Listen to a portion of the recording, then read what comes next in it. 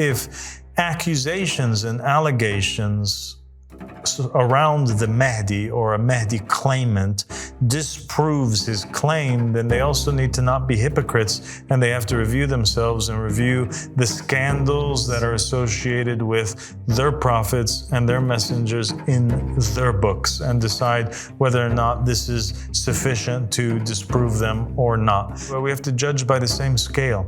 The scriptures are filled with these stories, but they don't mean that those men are not from God. That's not how you'd identify it. And it doesn't mean that the stories are true too.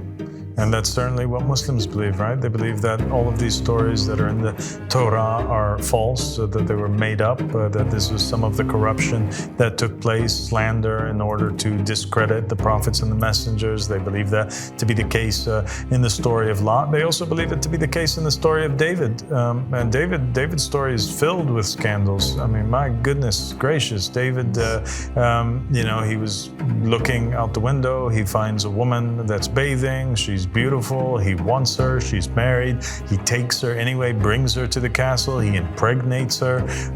He ends up basically killing or commanding the death of the loyal soldier who was her husband in order that the scandal is not made public. Then he ends up taking her as a wife, and she ends up becoming actually the mother of another vicegerent of God, and that is King Solomon. So what are they even talking about? What are they talking about? They should say nothing in regards to allegations of sexual scandals. This is totally normal. It would be abnormal for a messenger to come and not be associated with particular scandals like this, because they have always slandered the prophets and messengers, and or some of them might have actually committed some of these things, but it still didn't discredit them as individuals.